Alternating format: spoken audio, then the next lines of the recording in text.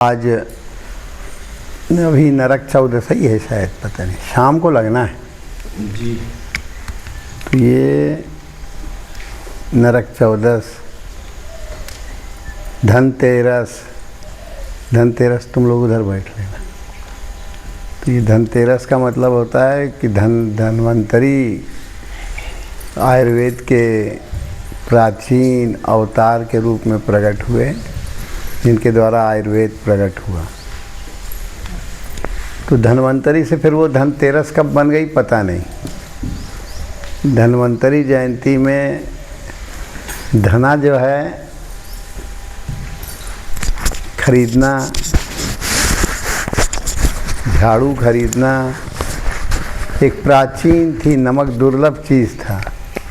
और नमक रख लो, कौड़ी रख लो, पहले कानी कौड़ी न दे हैं, वो 5 कौड़ी, 3 कौड़ी, 2.5 कौड़ी, 3.5 कौड़ी, ऐसे नाम बहुत, कौड़ी लाल। तो कौड़ी का बड़ा महत्व था। एक तो इससे लोग कुछ खेल भी खेलते थे, पौबारा का है पता नहीं, हमें नहीं पता। तो इसको फेंकते थे तो कुछ उल्टी पड़ती थी, कुछ सीधी पड़ती थी। तो उससे जो है पासों की तरह का कोई खेल जो भी खेलते रहे हों। हाँ, कन्ना गोटी। क्या? कन्ना गोटी। कन्ना गोटी। अच्छा, तो वो कोई खेल खेला जाता था। और कौड़ी कभी पैसे के रूप में, मुद्रा के रूप में भी चलती थी। 6 कौड़ी की 1 पाई कहलाती थी, और 4 पाई का आना, कहीं 6 पाई का आना, और 16 आने का रुपया। ऐसी ऐसी पुरानी जो है। तो ये 5 चीज़ें जो हैं, मैंने धन्वंतरी जयंती को खरीदने का विधान है। सोना चांदी का तो नहीं था, इसका ज़रूर था। और तांबे के पात्र को नया चमका दो, तो नया हो गया। नींबू राख वाख लगा दे के चमका दो। सोना चांदी खरीदने का नहीं था। वो धनतेरस जब से बन गई, धन्वंतरी जयंती से क्या बन गई? धनतेरस। तो कहीं धन का मतलब है इसमें, धन का मतलब नहीं था। आयुर्वेद में स्वास्थ्य का मतलब था। और अमृत कलश लेके प्रकट हुए वो धन्वंतरी।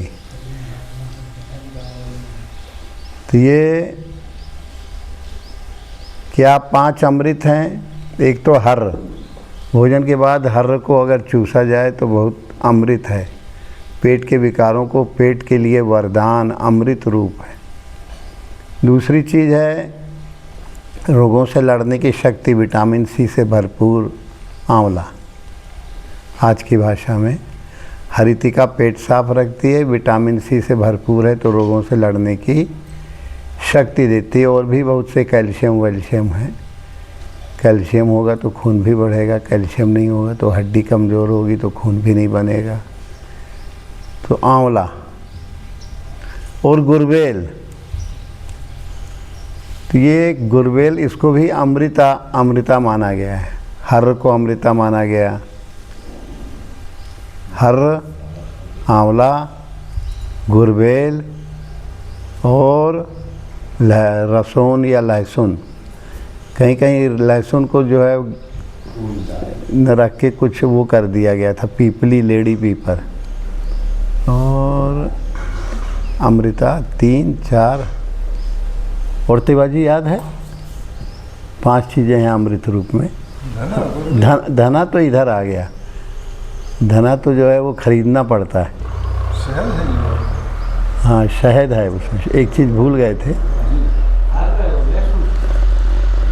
हर, आंवला, लहसुन।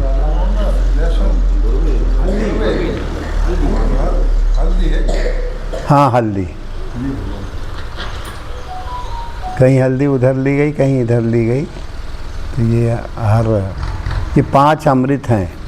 इन 5 को पीस के धन्वंतरी जयंती को सेवन करना चाहिए। साल भर सेवन करें। हल्दी तो भोजन के रूप में सेवन की ही जाती है, लहसुन की ही जाती है। और आंवला जो है अचार के रूप में या वैसे खाने में, च्यवनप्राश के रूप में। और हर्र का सेवन भोजन के बाद ज़रूर करें। हर्र, आंवला, गुड़बेल का काढ़ा बुखार में कई चीज़ों में काम करता है, रोगों से लड़ने की शक्ति बढ़ती। और हल्दी को भी अमृत रसायन रूप में। तो दो चीज़ें ज़मीन के अंदर की हैं, लहसुन और हल्दी। और ये गुड़बेल, आंवला, हर्र, तो ऐसे 5 चीज़ें हैं। और शहद भी खरीदना चाहिए 5 चीज़ों में, जो है तिवारी जी को कल बताए थे। तो शहद, तो एक को हमने बताया कि ये कहीं ये क्या धन्वंतरी को कौन सा सोना, कौन सा, हमने कहा ना सोना ले ना चांदी ले, ये 5 चीज़ें खरीदो। झाड़ू खरीदो। अब लोगों में ये भ्रम बन गया है कि धन्वंतरी धनतेरस आए। स्वास्थ्य की दृष्टि से इसका महत्व है। धन्वंतरी माने आयुर्वेद के अवतार। और आयुर्वेद में क्या है, ये 5 अमृत हैं। फिर सभी जितनी भी जड़ी बूटियाँ हैं सभी अमृत हैं, पर इन 5 चीज़ों को बिल्कुल शीर्ष अमृत रूप में बताया। हर्र, आंवला, गुड़बेल और हल्दी तो भोजन में पड़ती है, लहसुन भी पड़ती है, आंवला, हर्र, तो आंवले का अचार। मैंने इन सब चीज़ों को जो है रोज़ किसी न किसी रूप में, हर्र को तो भोजन के बाद ज़रूर ही चूसे, छोटी वाली हर्र। अब ये स्वास्थ्य की दृष्टि से बनाया गया तो स्वस्थ रहोगे। और नरक जो तुम्हारे घर में पड़ा है, तो नरक 14, जो भी कूड़ा कचरा है पहले से, लोग हफ्ता भर पहले से साफ़ सफाई, रंग रोगन, घर का लिपाई पुताई। बरसात में घर चाहे पक्के हों चाहे कच्चे हों, पक्के घरों में भी काई वाई ऊपर छतों में लग जाए तो काई छुटाओ। फिर बरसात में बदरंग घर हो गया तो उसको लीपो पोतो, फिर उसके बाद छूही चूना से पोतो। और कीड़ा मकोड़ा जो भी घर का है पूरा एक बार अंदर का बाहर, बाहर का अंदर कर दो। तो ये नरक 14 हो गई। अब ये हो गई तो अब वो लक्ष्मी जी की पूजा आई। तो धन, ये है लक्ष्मी जी की पूजा। लक्ष्मी गणेश, तो केवल लक्ष्मी अगर हुई तो उल्लू वाली हो जाएगी। केवल लक्ष्मी हुई तो क्या हो जाएगी, उल्लू के ऊपर बैठी हुई। तो उसका दुरुपयोग होगा। तुम्हारे जो भी धन है उसको त्याग तपस्यामय जीवन जीते हुए धर्म कार्य में लगाओ।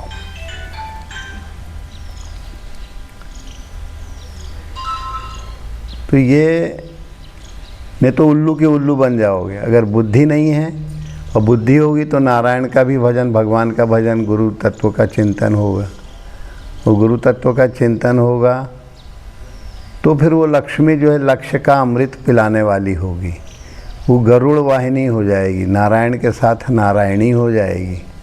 और अगर अकेले लक्ष्मी का पूजन किया तो उल्लू के ऊपर बैठ के और तुम्हें उल्लू बना के, उल्लू मतलब दुनियादारी का बोझ अपने मूड़े ढो। जब उल्लू होता है व्यक्ति, कहे हमने ये किया, हमने वो किया, हमने बड़ा संघर्ष किया, ये सब उल्लुओं की भाषा है। कहें कैसे आपकी, अरे कहे हमने बड़ा संघर्ष किया है भैया, तुम न जानते हो। तो ये जो कहे संघर्ष किया, प्रकृति पत्थर आए, जड़ आए, उससे का संघर्ष कर रहे कोई। तुम शरीर बन के और मूर्ख की तरह कह रहे हो कि हम संघर्ष किए। क्या संघर्ष करोगे? ये तो जैसे जैसे कर्मों का, पूर्व कर्मों का परिणाम आता जाता है, वर्तमान कर्म उसमें सहायक होते हैं, तो वैसा होता जाता है। जैसे बताएं कि अगर केवल लक्ष्मी की पूजा करोगे तो उल्लू वाहिनी आए, और अगर कहीं गणेश जी के साथ उनकी पूजा हो रही है, गणेश माने बुद्धि विवेक के देवता,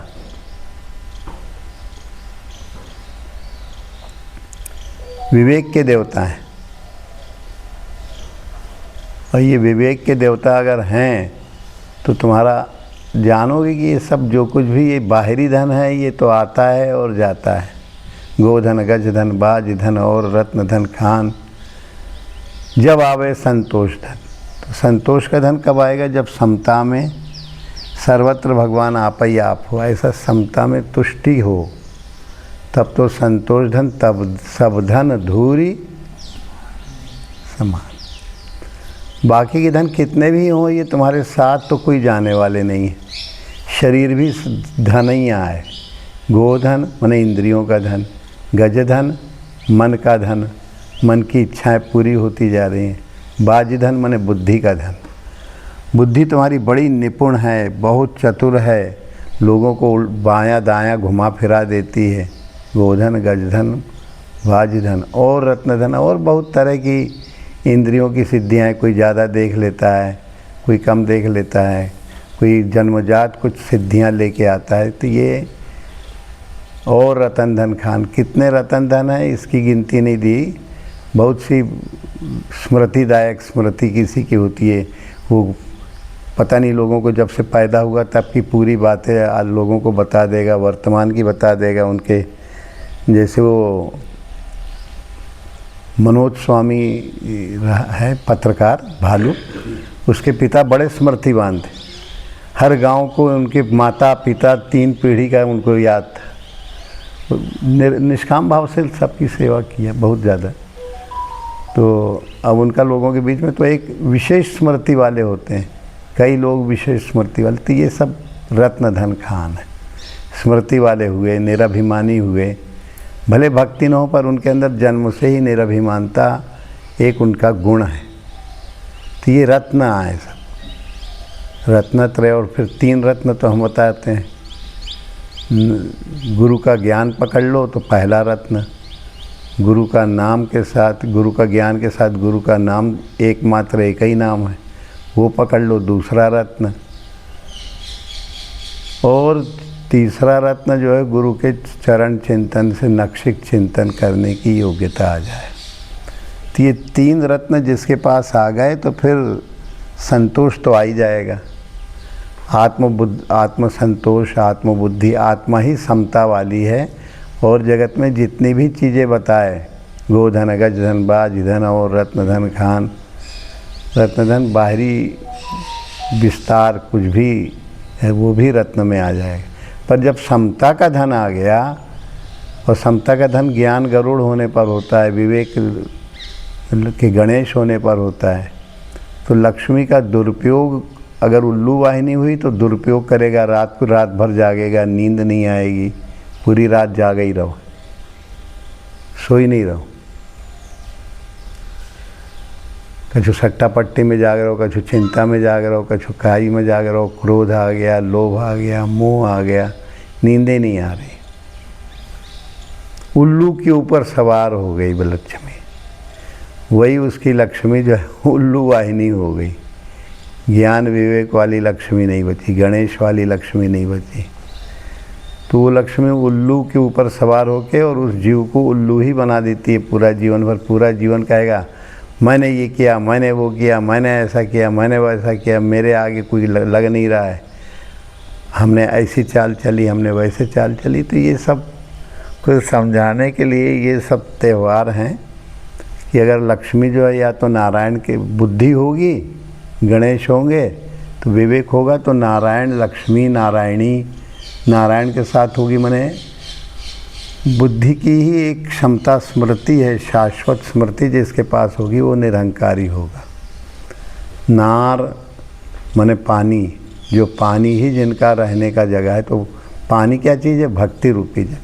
संतों भगति सत गुरु आनी, तो संतों भक्ति रूपी जल, भाव रूपी जल, इसको लाना है। इसको लाने के लिए पूरा जो है अभ्यास है, जीवन भर अभ्यास करते रहो कि संतों भक्ति सदगुरु आनी। तो भक्ति रूपी नारी ने सब कुछ, जो भी जगत का प्रपंच है उसका संहार कर देती है। भक्ति है तो जगत की भगदड़ मिट जाती है, हृदय बिल्कुल निश्चल हो जाता है, शांत हो जाता है। तो संतों भक्ति सदगुरु आनी। नारी एक पुरुष दुई जाए, जीव और ईश्वर। एक बिल्कुल अपने को जड़ शरीर माने, एक अपने को चैतन्य बोध वाला माने।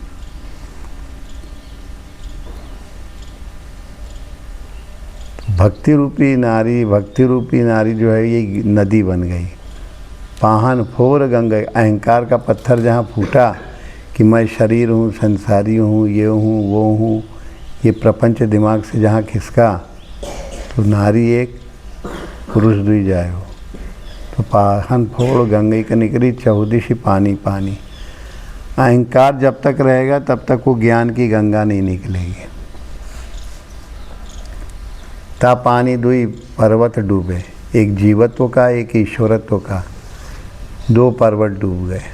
न जीव बचा न ईश्वर बचा, सर्वत्र एक संभाव। उड़ी माखी तरुवर ते लागी, बोले एकै वाणी, ता माखी के माखा नाही, गर्भ रहा बिन पानी। उड़ी माखी तरुवर ते लागी, बोले एक वाणी बोलती कि केवल एक ही परमात्मा है, उससे भिन्न कुछ है नहीं। मन रूपी मक्खी जो अवशेष बचा मन, तो वो पूरा रूपांतरित हो गया, उसको गर्भ रहा बिनु पानी, गर्व जो है उसके पास नहीं है। भक्ति रूपी संसारिक विषय जल वाला अहंकार नहीं है, वह केवल भक्ति है। और भक्ति तो उसको भिगो के और केवल भगवत भाव में समर्पित करा देती है, और कुछ बचता ही नहीं। तो ये दिवाली का मतलब प्रकाश का उत्सव, उसके अंदर प्रकाश ही प्रकाश छा गया। जो इतना करेगा अपने लक्ष्य में अड़ जाएगा, लक्ष्य का अमृत पा जाएगा, वही लक्ष्मी। और जो लक्ष्य के प्रति डटा हुआ है उसको फिर बाहरी चीज़ें भी अपने आप अनिच्छित आवे बरियाई, सब में रहते हुए सबसे मुक्त है, मुक्ति का लाभ लेता है।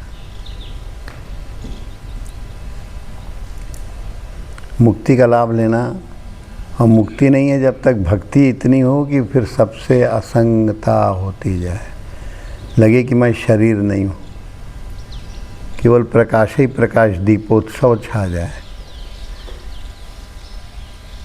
फिर इसमें नीम के तेल का काजल भी बनाते हैं, पिछले साल लगवाए थे, क्या और करवाए थे। तो काजल जो है वो आँखों की ज्योति को बढ़ाता है, उल्लूपन आ जाता है। काजल मतलब यथा सुअंजन अंजिद्रग साधक सिद्ध सुजान, कौतुक देखई शैलवन भूतल भूरि निदान। अंजन जो है गुरुपद रज मृदु मंजुल अंजन, गुरु महाराज के चरणों का चिंतन रूपी अंजन जब लग जाता है, ज्ञान दृष्टि हो जाती है। तो गुरुपद रज मृदु मंजुल, चलो 5 चौपाइयाँ दोहरा लो तो इसमें पूरी दीपावली है। श्री बंदहु गुरुपद कंज, कृपा सिंधु नर रूप हरि।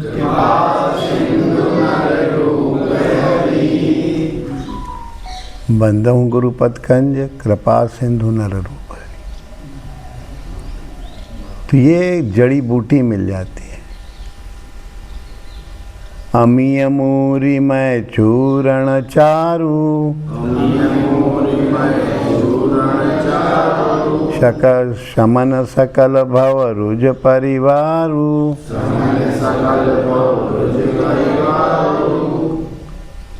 ये जड़ी बूटी का वर्णन आयुर्वेद के आचार्य धन्वंतरी हुए, तो इसमें आ गया कि नाम की जड़ी बूटी है। अमी अमूरिमय चूर्ण चारू, सुंदर जड़ी का चूर्ण, शमन सकल भवरोगों का परिवार शांत करता है। तो अब तुम्हारे पास दर्पण भी होना चाहिए, झाड़ू भी, भस्म भी होना चाहिए। सुकृति शंभुतन विमल विभूति,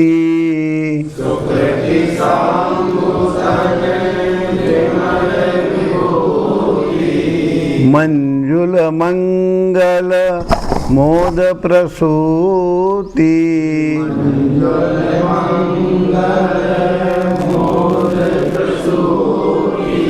पुण्य तो यही है। पुण्य क्या है? गुरु महाराज के चरणों के चिंतन, भाव की धूल, भाव की भस्म, इसको ले लो। सुकृति क्या है? पुण्य। सुकृति शंभुतन विमल विभूति, निर्मल विभूति। सुकृति शंभुतन विमल विभूति, मंजुल बड़ी सुंदर है, मंगल कल्याण करने वाली है, आनंद को प्रकट करने। जितना अंतर्मुखी हो गए, गुरु तत्व में निमग्न भाव भवती ओम कहते हुए मन ही मन, नख से शिक तक, शिक से नख तक करते करते प्रकाश से परिपूर्ण मन शांत आनंदित हो जाएगा।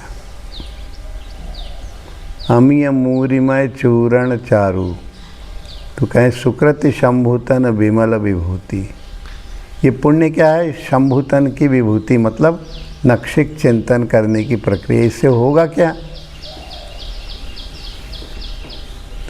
जनमन मंजू मुकुरमल हरणी,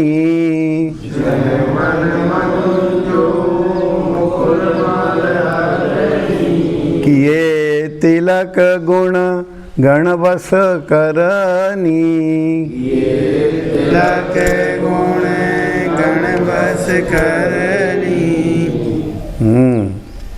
तो सफाई हो गई। मन रूपी दर्पण बड़ा रद्दी था, मटमैला था, उसमें कुछ स्वरूप चिंतन नहीं हो रहा था। गुरु महाराज का नक्षिक चिंतन करते करते भाव की भभूति मिली, तो उससे मन रूपी दर्पण रगड़ गया, झाड़ू लग गई भाव की भभूति से। नक्षिक चिंतन करते करते मन रूपी दर्पण शुद्ध, निर्मल, निश्चल, पारदर्शी हो गया। जनमन मंजू मुकुर मल हरणी, मुकुर मने दर्पण, मन रूपी दर्पण, जनमन मंजू मन रूपी दर्पण शुद्ध। धनतेरस के बाद नरक चौदस हो गई, मन की सफाई हो गई। एक दिन में नहीं होती, घस्सा पट्टी करते करते करते इसका लाभ मिलता है। पर चालू कर दोगे तो फिर चालू रहे, थोड़ा सा भी चालू कर दोगे तो बहुत बड़ा लाभ होता है। मंजुल, मंगल और मोद प्रसूत। जनमन मंजू मुकुरमल हरणी, किए तिलक। सारे दिव्य गुण जितने होते हैं, दैवी तत्व, सब तुम्हारे अंदर आत्मसात हो जाएंगे। अब आई दिवाली। श्री गुरु पद नख मणिगण ज्योति, श्री गुरु पद नख मणिगण ज्योति, सुमिरत दिव्य दृष्टि होती, सुमिरत दिव्य दृष्टि होती, दलन मोह तम सोस प्रकाशु, दलन मोह तम सोस प्रकाशु, बड़े भाग्य और आवहीं जासु, बड़े भाग्य और आवहीं जासु। तो प्रकाश भी हो गया। जितना दुख दलिद्र था, मोह ममता का, उसमें जो है प्रकाश, तीसरी आँख खुल गई, ज्ञान दृष्टि खुल गई। लगने लगा कि भगवान आप ही आप तो हो, आपसे भिन्न तो कुछ है नहीं। श्री गुरु पदनक मणिगण ज्योति, सुमिरत दिव्य दृष्टि, प्रकाश ही प्रकाश। जो अंधकार था, दलन मोह तम, अंधकार जो मोह का तम था, ज्ञान था, अंधकार था, सो सुप्रकाश, प्रकाश ही प्रकाश। दिवाली आ गई। पहले जो है धन्वंतरी जयंती मनाई, जड़ी बूटी, और जड़ी बूटी के बाद फिर सफाई। सुकृति शंभुतन विमल विभूति, मंजुल मंगल मोद प्रसूति, जनमन मंजू मुकुरमल हरणी, की तिलक गुणगण बस करनी। तो मन रूपी दर्पण की सफाई की तो क्या हुआ? पूरा जन मन मंजू मुकुर मल हरणी, मलिनता चली गई। गुरु महाराज की भाव भभूति से रगड़े मन रूपी दर्पण को, तो झाड़ू लग गई, सफाई हो गई, और फिर प्रकाश हो गया। दिवाली हो गई, अंधकार चला गया, मोह ममता का। जनमन मंजू मुकुरमल हरणी, किए तिलक गुण गण बस करनी। दिव्य गुणों से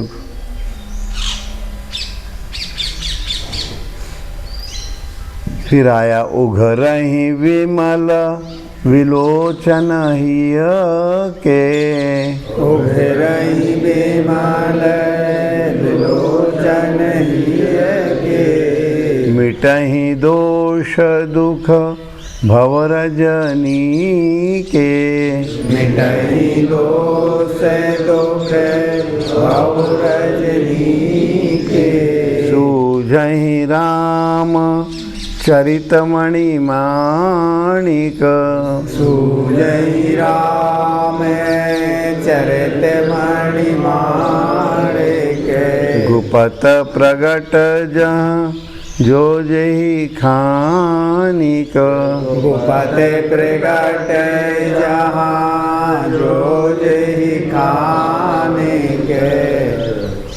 तो सर्वत्र रावण चरित्र गया, रामचरित्र आया। रावण के चरित्र में जगत के प्रपंच में जीव 24 घंटा उसी में उलझा रहता था।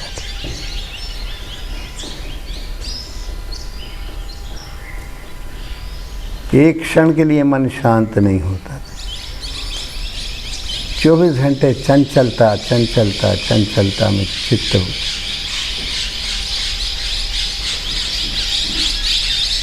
तो हृदय की आँख खुल गई।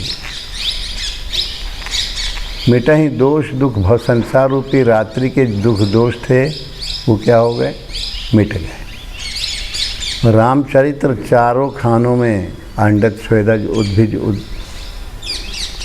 तो अंडज पिंडज स्वेदज और उद्भिज ये 4 खाने मानी गई। कोई अंडे से पैदा होता है, कोई गर्भजेर से पैदा होता है स्तनपायु जीव, कोई संक्रमण से पैदा होते हैं तो स्वेदज पसीजने से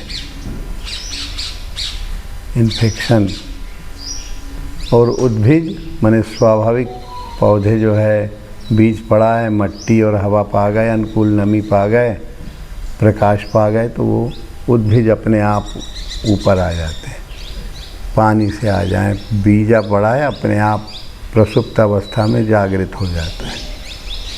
तो ये सभी खानों में परमात्मा का स्वरूप दर्शन होने लगा। ये चारों खानों में अलग अलग नहीं देख रहा है। सूझहि रामचरित मणिमाणिक, रामचरित्र के मणिमाणिक सर्वत्र दिखने लगे। भगवान आप बड़े कृपालु हैं, दयालु हैं, क्षमाशील हैं, आपकी कृपा को हम क्या जान सकते हैं। तो ये हो गई गोवर्धन पूजा। मन इंद्रियों का नियंत्रण हो गया, संसार की दुख रात्रि गई।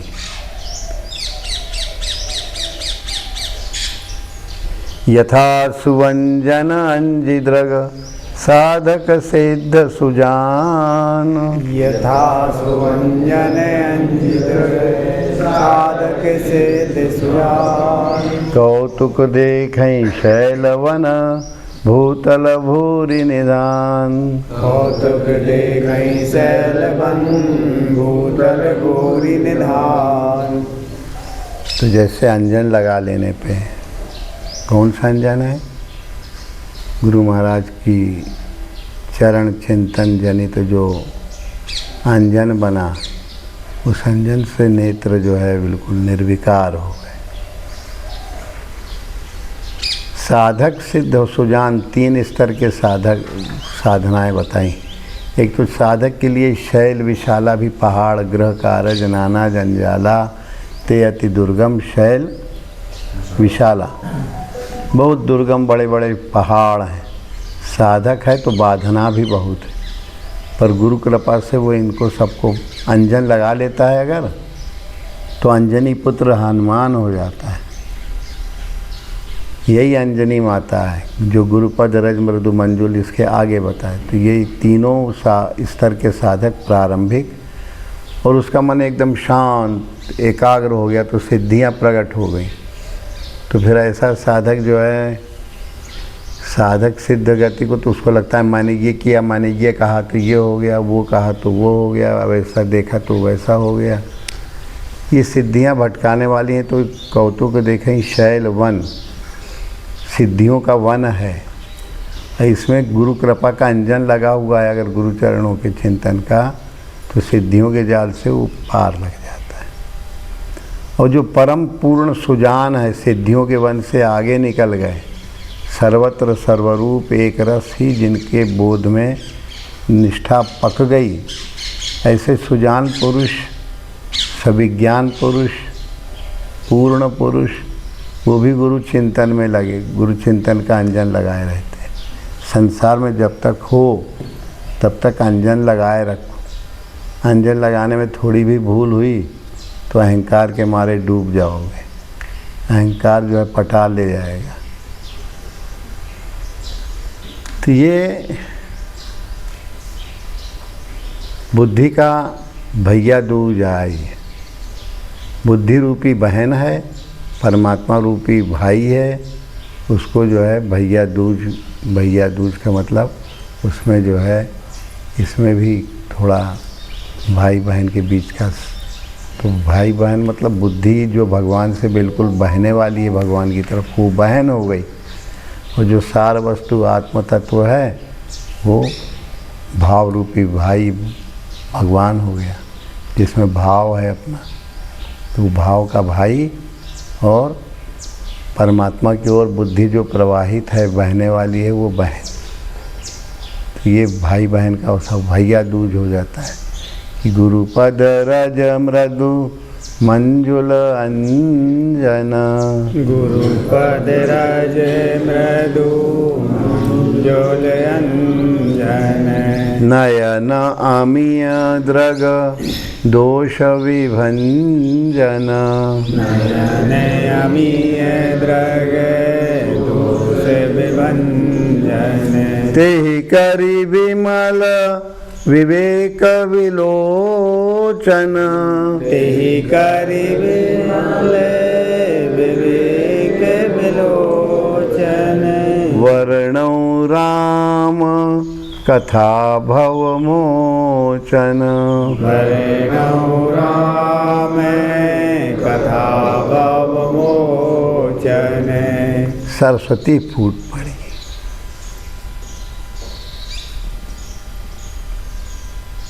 सुमति ही होलसी, रामचरित मानस कवि शंभु प्रसाद। शुद्ध बुद्धि, भगवान की ओर प्रवाहित होने वाली बुद्धि जो है क्या हो गई, प्रवाहित हो गई, बहने लगी। वही बहना है, भैया दूजा है। तो शंभु प्रसाद, गुरु महाराज की कृपा हुई, करते करते करते शंभु कह लो, शिव कह लो, गुरु कह लो, विप्र कह लो, तो बड़ी कृपा बरसी। कृपा बरसने से क्या हुआ, सुमति ही हुलसी, शुद्ध बुद्धि हुलस गई, एकदम हुमसी, उल्लासित हो गई। और रामचरितमानस कवि का तुलसी हो गया। नहीं तो तुलसी कुछ नहीं जानता।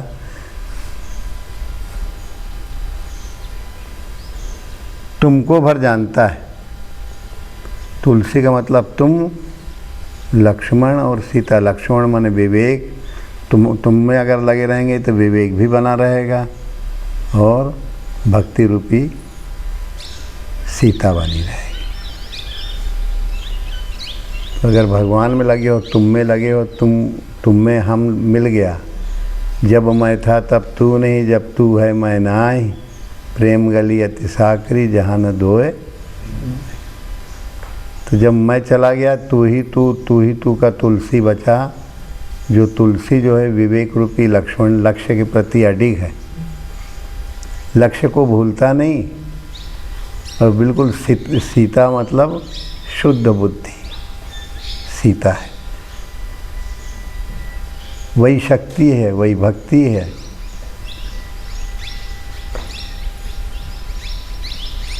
वर विज्ञान कठिन को दंडा, वर विज्ञान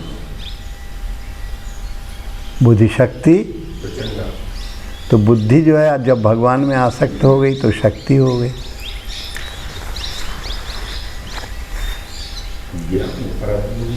हाँ, ज्ञान पर बुद्धि शक्ति प्रचंड। ज्ञान परस बुद्धि शक्ति बुद्धि ही शक्ति प्रचंड है।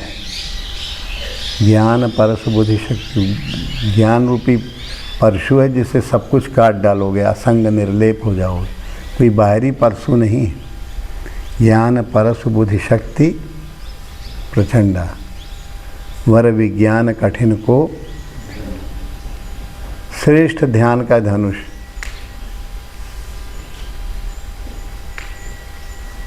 पर बुद्धि ही शक्ति है, और विवेक लक्ष्य के प्रति अगर अड़े हो तो बुद्धि शक्ति माने सीता। आसक्ति भगवान में जब भयंकर है, नहीं तो पहले इधर उधर बुद्धि थोड़ी गड़बड़ाती थी, साधना भी करती थी और थोड़ा रिद्धि सिद्धि का अहंकार। उत्तरकांड में आता है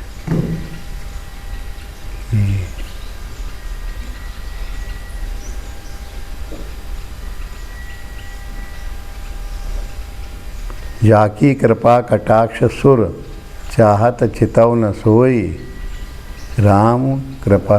तो जिनकी कृपा कटाक्ष भक्ति शक्ति रूपी सीता की लोग चाहते हैं कि देवता लोग की कुछ कृपा हो जाए तो हम अपने क्षेत्र में वो हो जाए, तो कहें जाकी कृपा कटाक्ष सुर चाहत चितव न सोई राम पदार विंदरति रहत स्वभाव ही।